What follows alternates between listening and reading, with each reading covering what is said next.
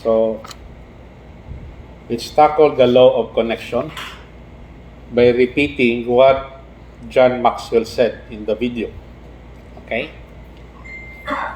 The law of connection. Leaders touch a heart before they ask for a hand. Okay? This means that leader must connect emotionally and rationally with people before expecting them to take action or follow physically. So, touch first the heart, emotionally and relationally, before expecting them to take action or follow physically.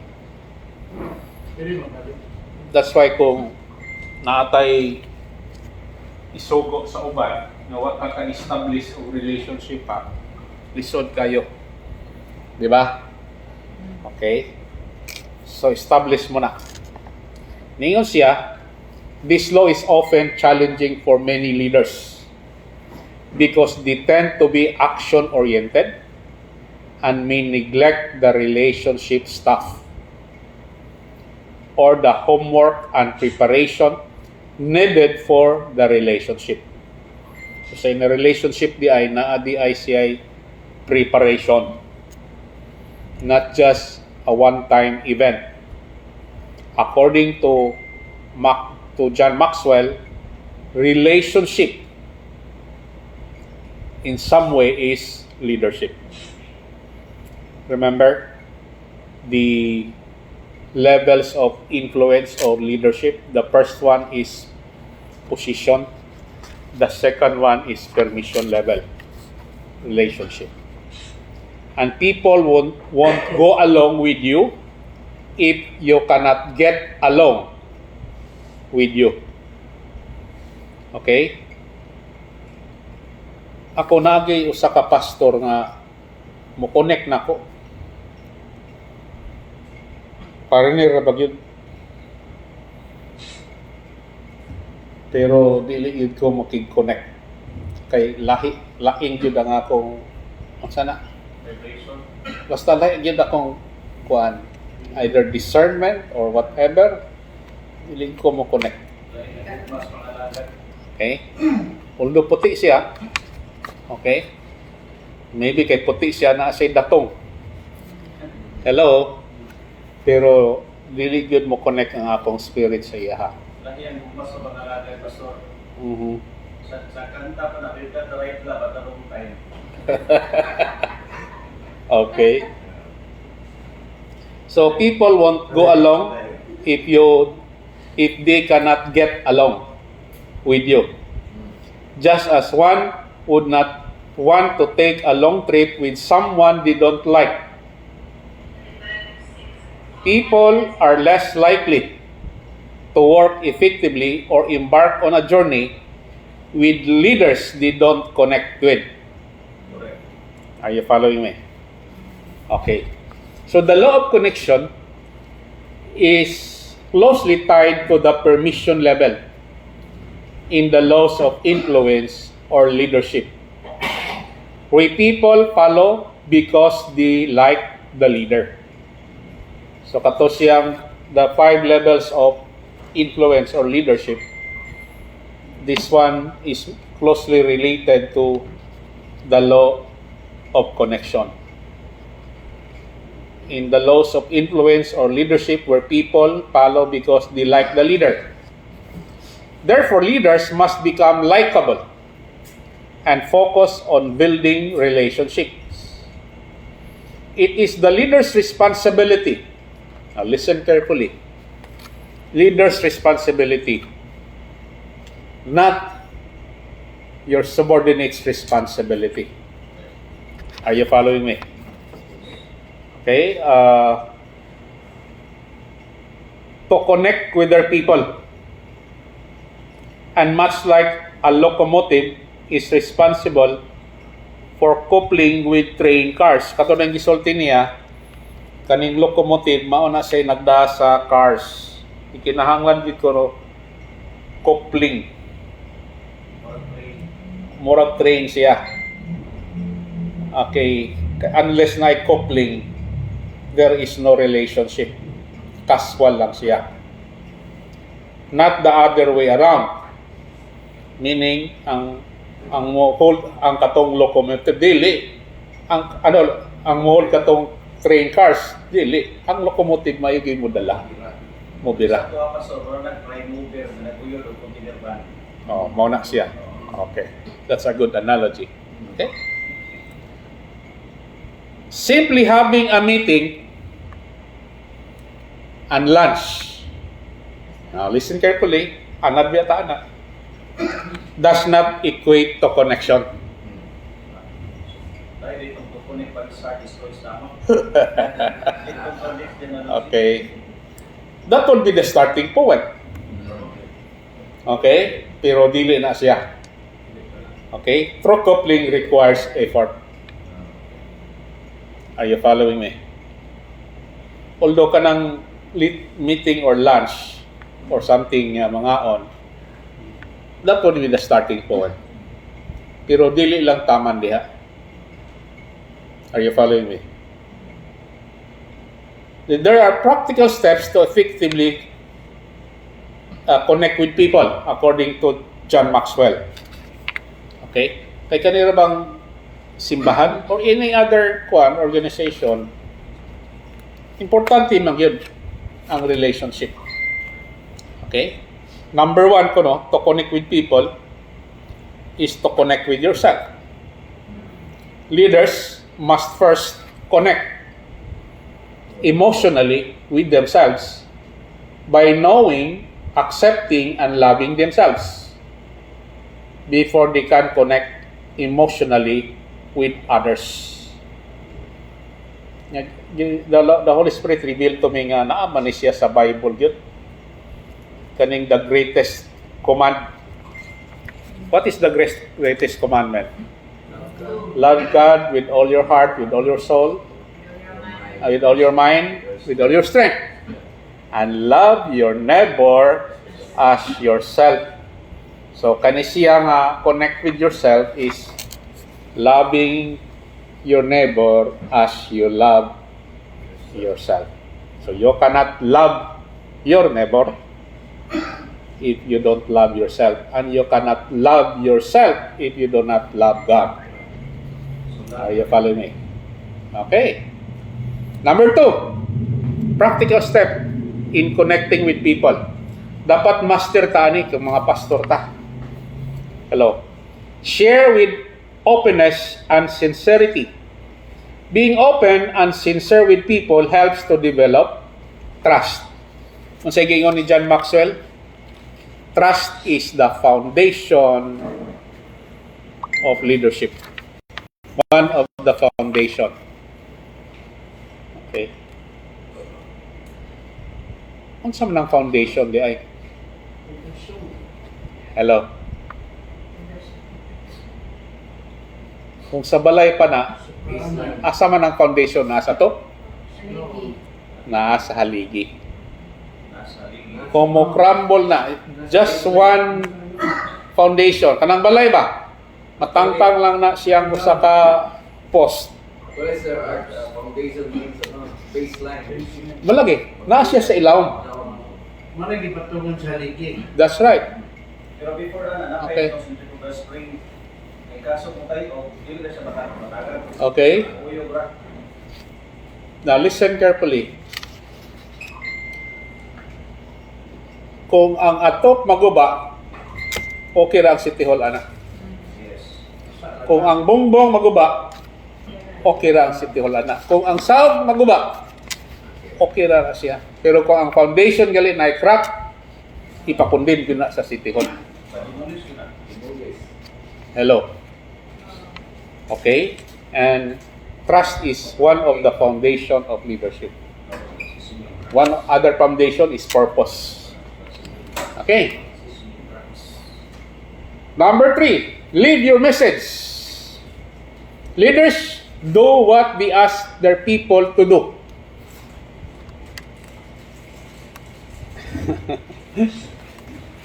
Manugo kuno ka, you should be ready to do it yourself. Okay? Ngay uban nga mauwaw sila kay like for example kanang pagpanghinlo, particular kay kus panghinlo. Okay? Yang uban mauwaw kung manghinlo. Hello. Ako magtungod kay working student ko for 5 years sa Southwestern University. Janitor ko. Hello. Okay? Dili ko maghuwat og janitor kung an myself makakita ko kay hugaw. I'll do it myself. Are you following me? And it will not degrade my integrity or my being a person kung nagbuhat ko na. So imagine, president ka o usa ka eskwelahan nya nagjanitor ka diha. Okay, dili ko mauwaw na. Hello. Why? Okay? Nature magud nako nga mubuhat ana. Okay? So that's why particular kay ko kaning mga cleanliness. Okay, gitudloan gid ko sa akong former boss sa una sa College of Nursing because my immediate superior in Southwestern University was the dean of the College of Nursing. Nakinamdum ko the late Carmen San Lorenzo. Mangrapo ka, art, one stroke ra gyud. Ayaw balik kay inig-ana nimo makuha ang abog, inigbalik nimo balik ra pong abog. Ang inana siya. Okay? So daghang kay kung nakatpunan. Okay. Lead your message. Leaders should do what they ask their people to do. Acting as a tour guide rather than travel agent. I think in the law of navigation, differentiate man ni John Maxwell unsa nang tour guide, unsa na siyang travel agent. Ang tour guide has been there, done that. Okay? That's why he can guide you all the way. Many times naman siya diha. Pero ang travel agent, wala pa makaadto pero gisultihan ka na nga inani siya. Pero wa pa siya ka adto gyud. Uy, gwapo dito sa Hong Kong. Pero he himself wala days pa kaadto Hong Kong. Are you following me? Palihog ko no kay ina na training diri. Okay? Later na.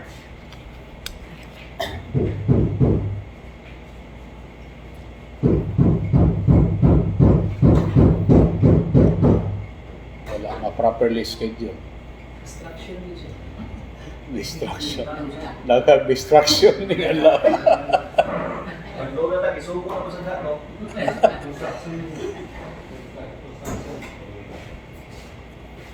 Their words and action or behavior must match to be effective in leading and developing people. Okay? Next, please. And number 4, know your people. Okay, baka naman money. Okay? It's essential to spend your time with people to understand their strengths, weaknesses, desires, and values. Great leaders understand that effective leadership requires knowing their people well, as individuals have different strengths and goals. Okay. Now, some of the people we have, transient ra sila. Your organization or your church may not be their final destination. Okay? Lumalabay lang sila. Okay? So, okay, you have to understand that. Okay? Nga naa sila yung different strengths and goals. This is akin to the concept of managing by walking around. Now, ako naman yung gisulti sa inyo kaning managing by walking around. Okay? Importante yun siya sa management, di ba? Okay? For you to know your people and to know the situation at hand. Okay? Okay? Kung mag-management by walking ka around at the same time, you establish relationship. But at the same time, you know the situation at hand. Hello? Dili lang kay nakara sa opisina. Okay? And you become closer to your people if you do the management by walking around. Okay? Nailibro management by walking around. Number 5, communicate on their level. Leaders should simplify complex information and present it in a way that their audience can easily understand. Okay? Putting the cookies on the lower shelf. Mura ni siya kanang terminology. Putting the cookies on the lower shelf. Okay? Meaning, go to their level that the person can understand. Okay? Ayaw gamit ang mga term nga just lang to prop up yourself. Okay? Ngilingigid ka, nga di kasabot ang imong audience. The purpose of communication is for you to be understood. Natangit ko sinadya na pastor. Mga toxic sa kumpanya. Sada na siya. Panikaw, magkatron ganito. Naano na ba? Kay ba mo, gi-share man ni John Maxwell, in an organization, supposed to be a person supposed to be a people person on top. Dapat ang HR. Sir, di ba HR? Pero kasagaran nga mga batig batasan na sa HR. Lato pas boss. Kaya kung lagi kong kinsa for 1 year, pero dili na ako matanong ko sa mga tao. That's why pag-awa na ko, pag-awa yung sa giya, hindi lahat ng tao nangawa ko. Okay? Hello. Bro, mo gina na-obserbahan ako. Kasagaran sa mga HR people, mga human resource manager or personnel, katong old term na, personnel managers. Ay, mga lahi magkinaiya, supposed to be unta. Like mindset. Stricto kayo. Lato pa sa amon. Sometimes, mga unreasonable sila. Okay? Number 6. Give yourself totally to the people and the message. Leaders must be committed to both the vision and the people. Both, vision and the people. A leader who only buys into the vision na siya nakapokus, will only have a vision for themselves. While a leader who only buys into the people will have a good relationship with the people but no direction. So kinahanglan ang duha magkuyog na siya. Are you following me? Okay? Number 7. Believe totally in the people and the message. While it's good for people to believe in their leader, it's even more wonderful when the leader believes in the people. Hello. Akong balikon While it's good for people to believe in their leader, meaning those below you. Okay?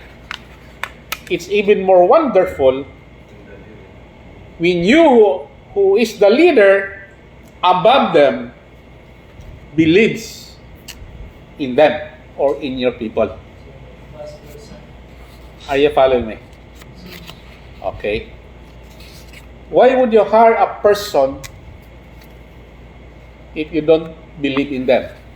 The reason why you hire a person, because you know that the person can deliver the job, is trainable, and can deliver the job. Are you following me? Because trust is a motivator. Some people, nga itong mga ipang-hire ba, matagaag additional trabaho, reklamo. Pero baya, imong tan-awon nga nung gitaga ang kagtrabaho, additional trabaho because nakita sa imong amo, you can do the job, meaning you produce. Are you following me? Okay? So, if you are that person, nga kitag trabaho, gi-intrasan og trabaho, be appreciative of that because your boss believes in you. Are you following me? Okay? Trust is a motivator. Number 8, share how the vision or message has touched you. People are more likely to buy into a vision or mission if they see how it has possibly affected the leader personally. Okay? Meaning, unsa may inyo personally, unsa may imong gibuhat sa imong vision o mission. Committed ba gid ka? O baka ka ng atong vision and mission naara na siya sa wall. Aras bongbong. Hallelujah. Yung makaingon ng imong kuan. Ikaw gali nga visionary wa magana ning buhata. Kami pa baka nga mabuhat ana. Are you following me? Okay. Number 9. Offer direction and hope. Leaders are hope dealers kuno. Karon kadungog ani nga term hope dealers. Wa po kay pagka-explain niya, no? Dili kay offensive sa mga unbelievers ba? Hope dealers. Okay? Sa man sa spiritual kuan term kaning hope dealers. Mamayda. Hope dealers. Matawa nga gusto na kay patuong ba? Okay? Pastor Renato, say understanding ni mo aning hope dealers. Mga preachers. Madaling sa hope. Okay? Hatag ang paglaong. Hatag ka og hope. Encourager. Encourage. Okay? Hope giver. Okay. Leaders are hope dealers who come alongside their people to provide guidance and optimism. Holy Spirit. You motivate, give them hope, encourage them to have faith. Are you following me? Okay? Maski unsa ka maayo sa katawo, kinahanglan siya motivation ba ya? Okay? Kana bitang gamay lang kayo nga word imong isulti. Uy, good job. You're good. Uy, mo reflect na lang rin. Taas ka na siya og points sa tao. Makakanta kong tao na pasolo na itong iyo ni Basil Bandes. Ang unang blessing on, you give me hope, the will to get on, no one else to make me feel this way. Okay.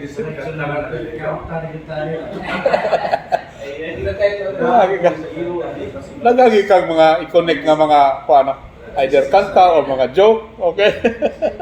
Ma-relate mo muna ito sa itong kamay experience mo Pastor pa. Okay. A classic example of the law of connection in action is Herb Tilliher, the former CEO of Southwest Airlines.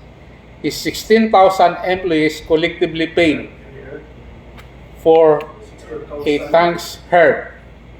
16,000 employees yan. Okay? Kadaghan anak. Muna na usa ka syudad. Okay? O usa ka barangay. Okay? Collectively paid a thanks Herb advertisement on both days. Ibayran yun niya o advertisement. Okay? Ang iya mga empleyado mo ay nagbuhat og kuan advertisement. Appreciating him for remembering their names, supporting charities, helping with baggage, listening and being a friend. Not just a boss. Hello. Unsay na hinumduman sa iyang 16,000 ka employees? Maka-remember siya sa mga name nila. So imagine, 16,000 ka mo. Okay? Supporting charities. Okay? Helping with baggage. I mean, mualsa og mga mga bagahe. And listening and being a friend. Okay? Not just a boss. So, pagtanaw sa mga tao niya, dili siya boss lang. Okay? This demonstrates how Keleher embodied the principles of connection with his team. That's the law of connection. Leaders touch a heart before they ask for a hand. Okay. God bless you.